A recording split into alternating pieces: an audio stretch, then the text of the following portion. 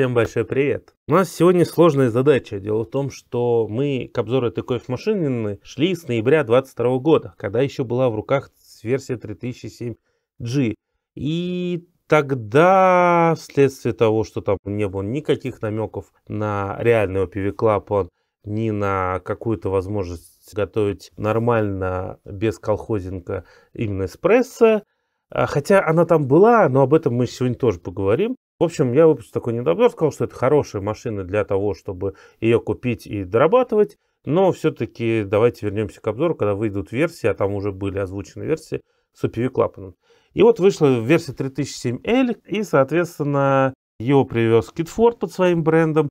Мы сделали такой обзорный ролик, вот это более точное понятие, 3 рожков от Kitford, точнее 3 рожков Джемилая, который привез Kitford и продают в России здесь с гарантией. И я там очень подробно говорил про этот рожок, вот конкретно этот 3007L. Мы заостряли внимание в первую очередь про регулировку пролива воды и как она нам позволит в целом комфортно готовить эспрессо даже без OPV клапана, которого тут до сих пор нет. Хотя в объявлениях вы будете видеть, что он есть. И потому что Kitford берет информацию, естественно, от производителя. А производитель,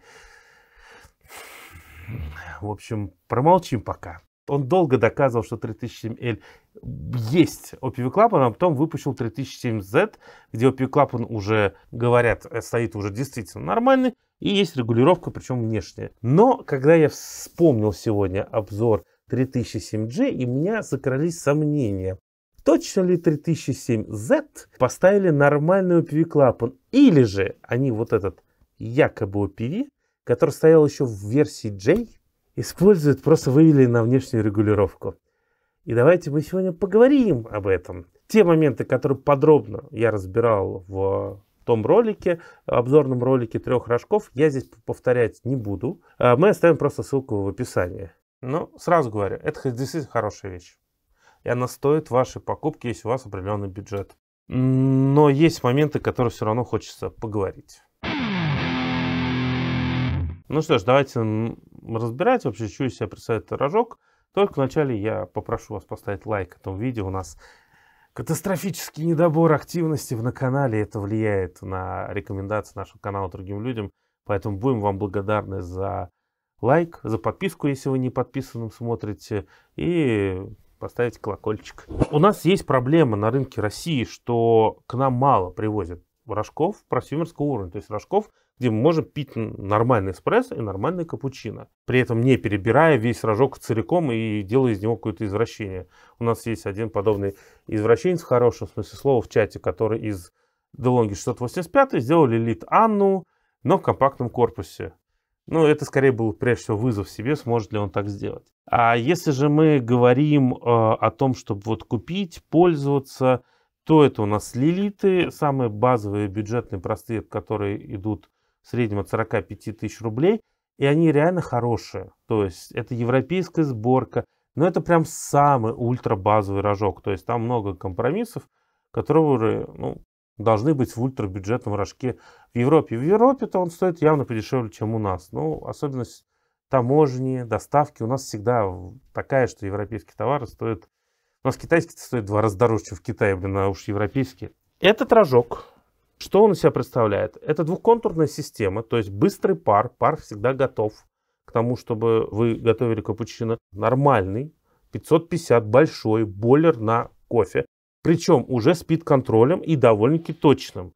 То есть мы проводили замеры, сравнивали и в целом отметили, что вот здесь можно было в проливе получить очень даже стабильную температуру. При настройке 95 градусов, если здесь поставить пит 95, в проливе у нас старт, да, конечно, начинается от 50, но этот промежуток меньше сильно, чем на рожках с термоблоком. Он довольно-таки быстро выходит до оптимальных температур. В чашке в среднем 71-72, и, честно говоря, вот просто на вкус иногда разницу можно заметить с термоблочными рожками, иногда нет.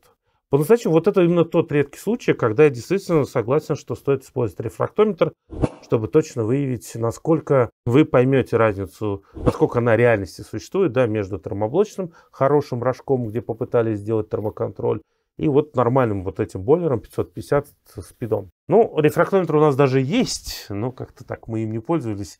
Не знаю, может, пора уже начать. Посмотрим. Но точно не с этим рожком пока. Пит реально работает. По крайней мере, заявлено в инструкции, по крайней мере, только мы так же смогли. Он вставлен и работает только на кофе. В целом так и должно быть по-хорошему в том плане, что зачем им было делать отдельный контур и контроль на термоблоке на пар, при том, что это термоблок, а не отдельный бойлер. В принципе, правильно, наверное, сделали, что не стали делать. Однако, как часто бывает в инструкциях к китайским рожкам, даже адаптированным в России, возможно, есть какой-то способ, который нам не может прийти в голову с Рашидом, с помощью какого-то сложного алгоритма все-таки найти в настройку температуры пара. Может быть. Мы не нашли свидетельств о том, что данная возможность здесь присутствует. Но если в комментариях есть опытные владельцы, которые это нашли, мы только приветствуем подобные комментарии. Даже закрепим.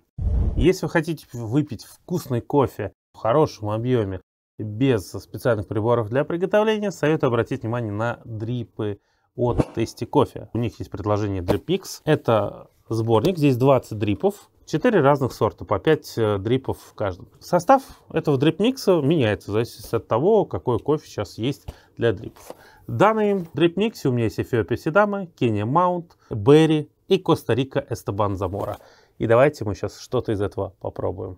Итак, попробовали заварить Коста-Рика Эстебан Замора. Что приятно, у дрипов Tasty Coffee понятная инструкция, которая позволяет вам готовить реально без применения весов, получать плюс-минус похожие результаты. Пробуем.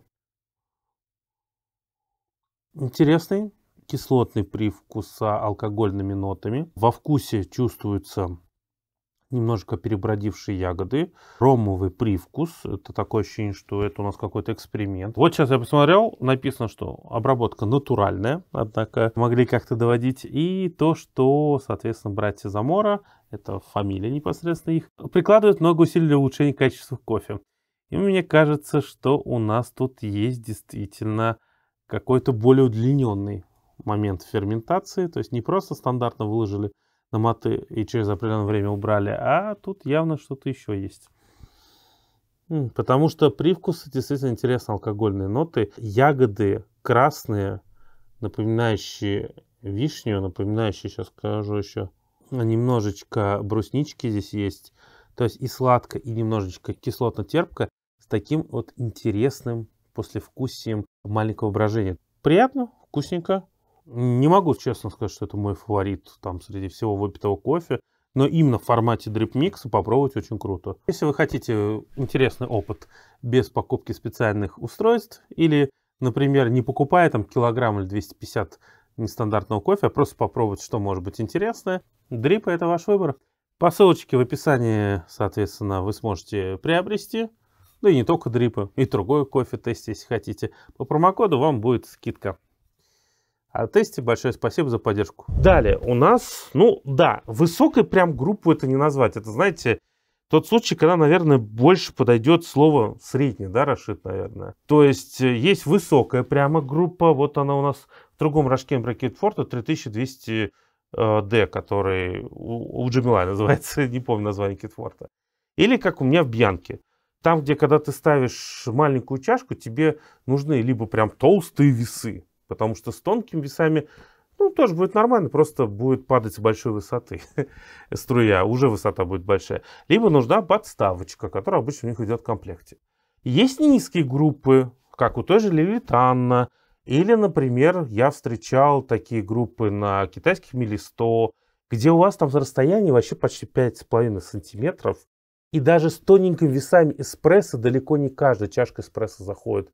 И приходится, наоборот, брать широкие чашки под 120-150 мл, чтобы с весами это как-то засунуть. А здесь, в принципе, и более-менее комфортно с весами чашку эспрессо ставить, без всяких извращений. Ну и при этом, да, она невысокая, то есть чашку под латте макиато вы не поставите. Но зачастую, когда люди ищут высокую группу, чаще всего их беспокоит именно вот этот момент. Поставить маленький питчер, поставить чашечку эспрессо, поставить чашку под капучино с весами не парясь. И здесь в целом вот это та самая средняя группа. То есть такого понятия официально не существует, но чтобы вы понимали, что она повыше, чем в той же Ане, например, ну, приходится среднюю называть. И это тоже добавляет комфорта. И это хорошо. Здесь есть довольно-таки продвинутая функция, которую вы часто встречаете только в реально ультра там дорогих, крутых рожках. Это контроль пролива. Он устроен не так, как в Бьянке, когда вы на конкретную порцию прямо здесь сейчас меняете. Существует такая машина, где программирование протока происходит электронно, да, и позволяет вам делать несколько стадий этого программирования прямо во время приготовления чашки эспрессо. Здесь же нет. Во время пролива, конечно, можете там что-то делать, но это неконтролируемо вообще никак. То есть, насколько вы сильно уменьшите, увеличите, вы там сильно не поймете. И это именно что перед приготовлением вы настраиваете. Это позволяет подобрать разные рецепты. Здесь не такая гибкость, как, условно говоря, какой-нибудь Делакор Темино, конечно же, и даже не такая гибкость, как у меня в Бьянке, но тем не менее мы под один кофе можем сделать быстрый пролив, под другой кофе можем сделать медленный пролив. И это никак не связано со стройкой PV-клапана и с предельным давлением. Однако вот тут есть отличие. То есть если версия Z, которую пока не приобреталась Kitford, которая продается в свободной продаже через, в первую очередь, покупку из Китая, там уже есть один регулятор у PV-клапана, и мы регулируем предельное, да, давление, которое нам выдает в результате в группе помпа, и мы можем играться с проливом. И как бы мы с ним не игрались, выше вот этого значения 9-9,5 бар, если мы правильно его отрегулировали, у нас не повысится давление. Не будет пробиваться с канала, и можно реально делать как супер медленный шот эспрессо, так и, в принципе, ускорять его в зависимости от вашего вкуса. То есть эта штука в первую очередь предназначена для экспериментов с кофе, если вы захотите туда окунуться. Но так как здесь нету регулируемого PV-клапана, если мы не берем, да, ситуацию, где нам надо колхозить, то с помощью этого регулятора мы можем ограничить подачу воды, замедлить ее таким образом, чтобы мы комфортно готовили эспрессо. Потому что предельное значение помпы не мешает по факту вам приготовить хорошую чашку. Она усложняет процесс. То есть слишком много требований к идеальному помолу, к идеальной граммовке подходящей. Давайте приведу пример. Мы настроили здесь пролив воды на 250 миллилитров за 1 минуту, когда нет препятствий, да, свободный пролив. И что нам позволило, даже не меняя помол, просто взять помол, который был подобран под Бьянку, и приготовить в нем. И давление при приготовлении у нас было 9,5 бар. Готовили мы 18 грамм. Но когда я решил сделать 18,5 грамм, я сразу получил давление 12. И с этим уже ничего сделать не мог. Да, можно было бы взять и укрупнить помол, и в целом снова добиться 9,5 бар. Но это не тот эффект, который я хотел получить. Я хотел именно добавить кофе и уменьшить коэффициент выхода. И вот этого мне это не дало. А если бы у меня была бы помпа настроена на 9 бар, то больше 9 бар не поднялось бы давление, и я бы получил то, что я хотел бы. То есть готовить с завода здесь, прям эспрессо нормальный, можно. Но если вы добавите, поколходите сюда PV-клапан, вы еще и получите довольно-таки продвинутые, как у дорогих рожков, возможности больше регулировать, больше влиять на вкус. Об этом я очень подробно говорил в том ролике, поэтому на этом заканчиваем. Почему это не равно одно другому, посмотрите там. Сейчас после ролика про 3 рожка мне начали кидать, что смотрите, а вот у Kitford появилась картинка, или точнее, скорее всего, она там была. Я просто на это не обращаю внимания, а люди обратили внимание именно после обзора. А вдруг у вас уже успели послушать Kitford и закупили версию Z? Ну да, партию всю, которую огромно они купили Эльки, она, наверное, да, куда-то на черный рынок, по-вашему. Но, допустим, соответственно, как бы я говорю, маловероятно. Один человек решил докопаться, и ему прислали картинку, и там действительно указано PV-клапан. И вот в чем дело. Мы этот якобы поставленный только в версию L PV-клапан вообще-то находили в 3007G и даже его регулировали. И это одна из причин, почему у нас не вышел обзор. Дело вот в чем. Этот клапан стоит на бойлере.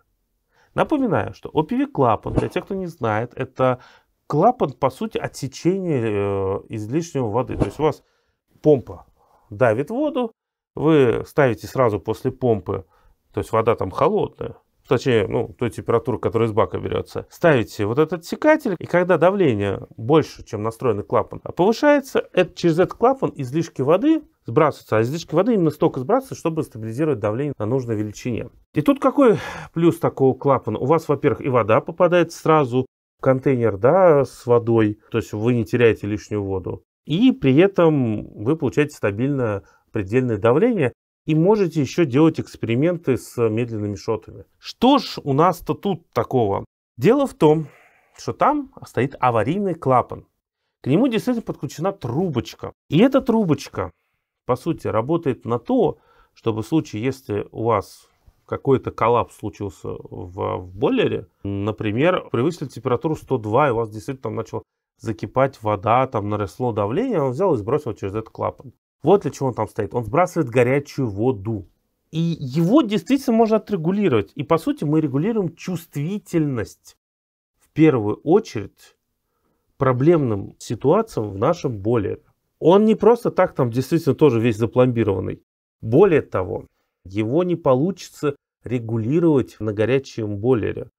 Иначе можно получить взрыв. У нас такой был. Мы поверили в то, что резьба будет держать. И у нас сейчас уже заменили, но вот какое-то время надо мной висела гипсовая от подвесного потолка пластина с пробитием. Потому что вот эта малюсенькая крышечка этой регулируемого клапана сорвалась.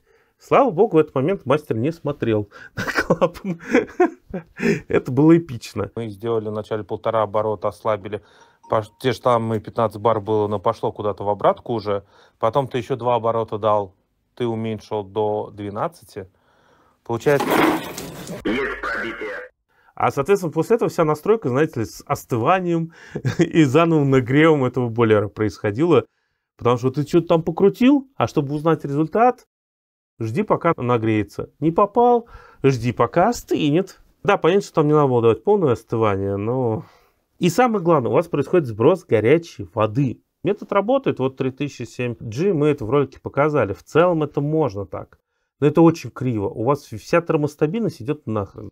Проверять, как работает ПИТ, в этом случае бесполезно. И это не OPV клапан. И я вот сейчас думаю, а точно ли в Z стоит именно OPV клапан? Или они этот клапан сделали электронным и управление просто перенесли сюда? Кстати, к слову, вот регулирование потока воды тоже сделано через электроклапан, не через обычный механический. То есть, когда вы крутите, вы, по сути, меняете настройку приказ в электроклапане. Нужно ли колхозить OPV клапан? Мы здесь заколхозили. Сейчас стоит здесь OPV клапан литанный.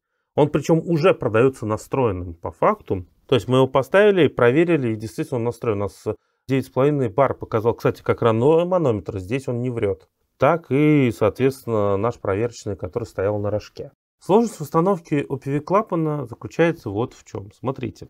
Трубка, шланг подачи воды, по сути, поставлен через небольшой переходник напрямую к помпе. Он снимается без проблем. И там есть резьба, на которую вы также без проблем накручиваете в целом OPV клапан, либо подключаете его через переходник любым другим способом. С этим больших проблем нет. Единственное, что есть ограничение в пространстве, но даже от лилитанной, вот такой длинный OPV клапан, который именно в длину идет, у нас туда спокойно залез. Ну ладно, не спокойно, но залез. Вам также понадобится шланг, который вы подключите на сброс излишней воды к OPV клапану и отдельно установите в клапан доступа воды, то есть в котором вы контейнер вставляете куда. На этой площадке есть вторая запаянная трубка из пластика. Но имейте в виду, что как только вы срежете кусочек пластика, у вас там действительно появится обратка в контейнер с водой, то после этого без OPV клапана или без какой-то системы, да, она нормально работать не будет, потому что начнет течь. Ну все, там не просто так запаяно это отверстие будет. Так что пути назад после этого нет. Вначале ставьте нормально OPV клапан, убеждайтесь, что вы все сделали, и потом только срезайте пластик и подключайте обратку. Хоть это и очень сложно, но проверять настройку OPV клапана можно даже без обратки. Ну, без подключения имеется в виду обратки. А сливом куда-нибудь там в стаканчик. Но это ладно. Суть-то не в этом. Сложность возникает в другом моменте. Вот вы подобрали OPV клапан, который у вас подошел по резьбе, он сел вам на помпу. Это не так сложно, потому что помпа здесь стандартная улька. Подключили обратку, это тоже, как я говорю, плевое дело. Но сложность возникает в том, что трубочку надо фиксировать. И просто, например, к OPV клапану от литанны ее не поставить. Мы сделали из пластикового обычного такого фитинга, причем пришлось нарезать резьбу, переходник. Сделали вначале угольный, и он растрескался. Ну, мы понимали, что такое может быть, поэтому проложили тряпочкой для проверки, да. Действительно, он потек. После этого мы сделали уже прямой переходник, плюс не так сильно затягивали уже, и он работает уже как надо. Вот этот переходник просто не так легко достать. И как бы в системе машины он отсутствует, потому что, ну, шланг подключается напрямую там. То, что там, как он подключен к помпе, также его подключить к OPV-шке у вас не получится. И вот эта сложность может быть. Нужно ли с этим возиться? Я повторюсь, он прекрасно может работать, просто вы будете учиться готовить именно на нем. Вот вся разница. Даже при этом не регулируя поток воды, но все-таки, если у вас не настроен PV-клапан, поток воды всегда лучше уменьшать. У вас будет больше пространства для совершения ошибок, для неидеальной таблетки и так далее. Здесь есть предсматривание, оно регулируемое, и при этом его также здесь и нет. То есть у нас есть два режима работы. Ручной мануальный режим. Тут все понятно. Нажал кнопку, потекла вода в группу. Нажал кнопку еще раз, вода перестала течь. Все логично. Но именно в этом режиме не работает предсматривание. То есть он нас просто подает воду. Это особенно хорошо, когда вы делаете супермедленный шот, и у вас, по сути, и так предсматривание из-за медленного пролива получается.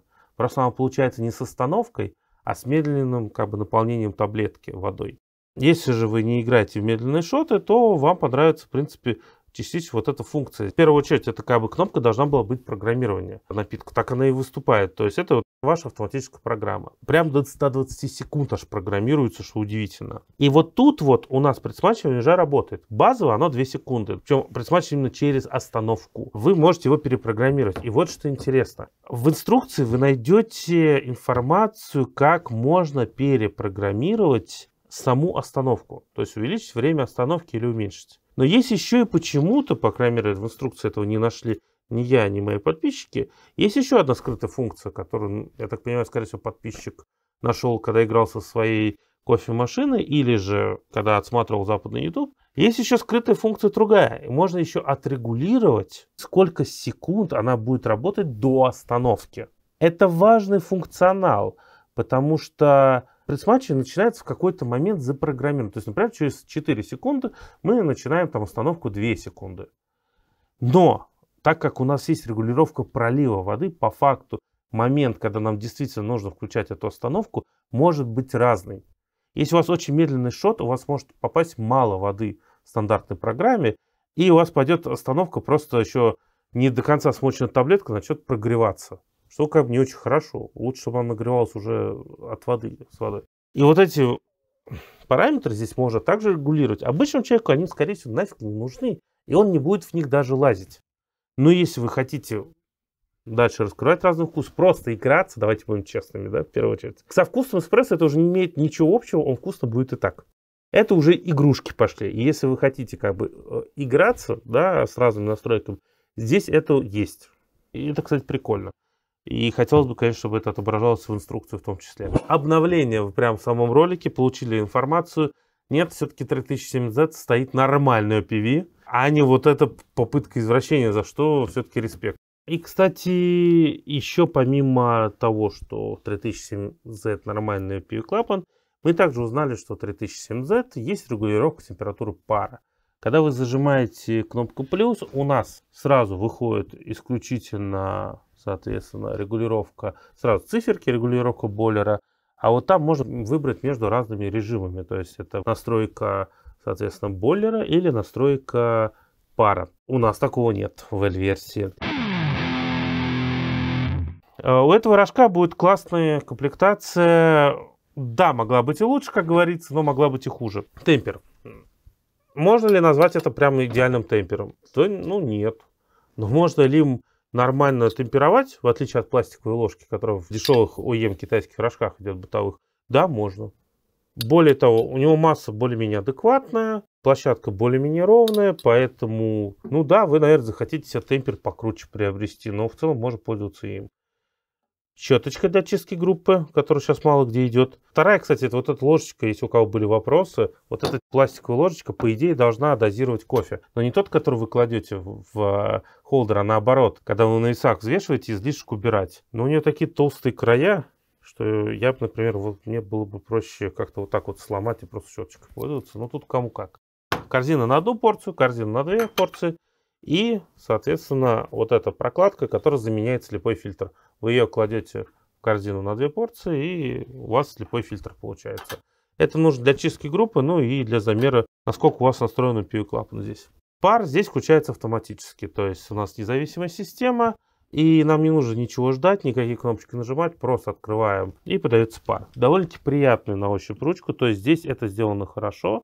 По поводу качества. У данных моделей, что 3007, в первую очередь Z и L, купленных на Алиэкспрессе и на Озон Глобале, были проблемы с кранами. Не у каждого, но просто было зафиксировано, что как-то было немало проблем, потому что у них паровой кран начинал протекать в течение первого года. Это было признано причем браком. У Китфорта такой истории нет, просто потому что это гораздо более свежая машина, недавно завезли. И будет ли у него такая же история, неизвестно. Но вроде как эту проблему устранили в целом на Джемилае. Посмотрим, как это будет дальше. По крайнем случае, Китфорта вы точно спокойны, что у вас 100% есть гарантия здесь. Вам не надо гадать, признает ли продавец это гарантийным или нет. Не надо там ни в какой поддержке несколько недель возиться. Здесь все-таки все проще. Ну, в принципе, вот и все. То есть я уже даже не знаю, что еще там рассказывать. Дело в том, что этот рожок действительно интересен. Да, я его ругаю за сборку. Особенно посмотрите, вот как была устроена G. И вот как устроена L-версия сзади. То есть просто в G что-то ребята не стали утеплять термоблок. И они спокойно, прекрасно развели красивые шланги. Вот посмотрите, как выглядит в L-версии. Поставили термозащиту на термоблок. Столкнулись с тем, что некуда девать дополнительные шланги, да, которые должны были и шли они в четвертом, да, вот отверстие там сквозь вот эту перегородку. И в результате им пришлось ставить термоблок на подставочку и внутри сворачивать трубку вот так вот. Ну, в общем, мило, да, мило было. Такие решения как бы показывают в том, что, ну, во-первых, китайцы не хотели реально удорожать модель, меняя что-то всерьез внутри. То есть старались максимально сохранить все подключения и весь форм-фактор тот же самый от 3007. Не сам рожок вызывает так много интереса по-настоящему, сколько скорее его цена. 3007Z, если вы готовы не надеяться на гарантию, назовем это так, то есть никто не говорит, что вас 100% пошлют в одно место, да, если тот же кран у вас посчет, нет. Просто такая вероятность вполне ощутимо. А когда мы говорим про гарантию, там слово есть гарантия. То есть вы уверены в том, что это будет работать. 3007Z стоит в среднем от 40-45 тысяч. Но это доставка из-за рубежа. И, возможно, там будет еще и пошлина. Тогда это где-то 49 выходит суммарно. Версия вот эта, L, стоит на Озон Глобале Алиэкспрессе где-то 32 тысячи в среднем. 33 тысячи. Ну, по крайней мере, те цифры, когда я смотрел. Этот рожок Китфорт стоит дороже на 5-6 тысяч. Однако на том же Озоне по тем же акциям бывает, ну, плюс-минус даже один ценник мы видели с Рашидом. И сразу говорю, на момент монтажа цены могут отличаться от момента съемок, потому что там они могут скакать, но они все равно будут около вот этих цен. И да, вполне нормальная ситуация, что рожок от Китфорта привезенный сюда официально, здесь гарантии и защиты прав потребителей. Вполне возможно, он будет стоить столько же, сколько та же вся версия L из Китая. Поэтому я вообще не вижу смысла рассматривать вот сейчас 3007L с покупкой из-за рубежа. Ну, лучше купить Китфорт здесь однозначно. Блин, ну в этот момент я вынужден буду поставить Ирит рекламы, потому что мы практически не сравнивали его с другими рожками, кроме внутренних, да.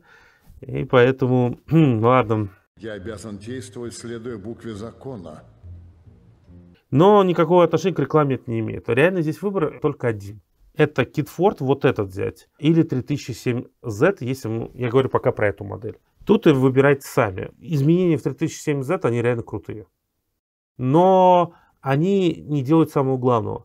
Классно готовить эспрессо можно и тут. Реально. Также классно готовить капучино удобно. Также можно и тут. Но они уже в Z-версии допилили то, что хочется допилить и здесь. И по сути, вот мы, поставив PV-клапан, самую главную механическую часть это сделали. Хотя, опять же, и с паром тоже прикол, потому что, да, когда вы на термоблоке увеличиваете пар, температуру пара, она ощутимо меняется в лучшую сторону. То есть здесь пар, ну, довольно-таки влажноватый. Однако, если здесь можно было задрать в сторону 140 градусов, то пар стал бы ощутимо суше бы. И для некоторых, возможно, было бы проще с ним работать. Хотя при этом, да, риск того, что с краном что-то произойдет гораздо быстрее, он увеличивается. Стоит ли покупать другие рожки? Вот я могу себе позволить, так, у меня полтинник есть на рожок. Ну, при всей моей любви к Лилит Анну с спид-контролем, почему я только рассматриваю как конкурента, можно рассмотреть только из-за сборки. Да? Не то, что там просто Made in Europe, а точнее Made in Italy, но и то, что там определенные вещи действительно сделаны поумнее. Однако все-таки конкуренцию она практически не выдерживает, когда особенно есть вот в России здесь гарантии. Почему? Блин, ну слишком много теряется. Но удобная группа, да, невысокая, но при этом не такая низкая. Стандартный диаметр группы все-таки 57. Вы будете обречены в первую очередь покупать только оригинальные аксессуары, а они сильно дороже. А это вообще нормальная 58-я группа, стандартная. Не хайбрю там, вот, который тоже только определенные китайские аксессуары подходят. Здесь спокойно фаемовский рожок мы ставили. Здесь спокойно ставили рожок от Бьянки. Учитывайте только расположение, что у нас здесь перпендикулярные ушки, иногда бывают косые. А так группа позволяет поставить практически любой 58-й рожок. Да и сам этот родной рожок вполне качественный. Регулировка температуры. Но опять же, если мы берем Анну с спид-контролем, то да, у него не будет сильного преимущества по сравнению с Анной с спид-контролем, но только есть один момент.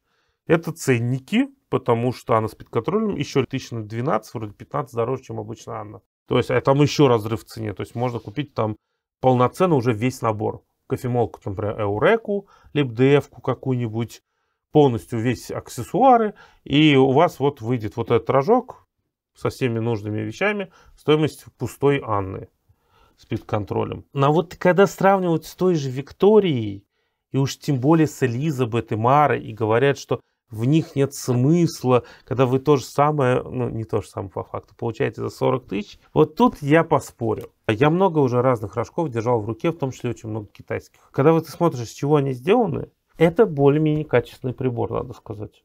Это не тот случай, как с автоматической кофемашиной, какого-нибудь Тунбоу, Калета и так далее.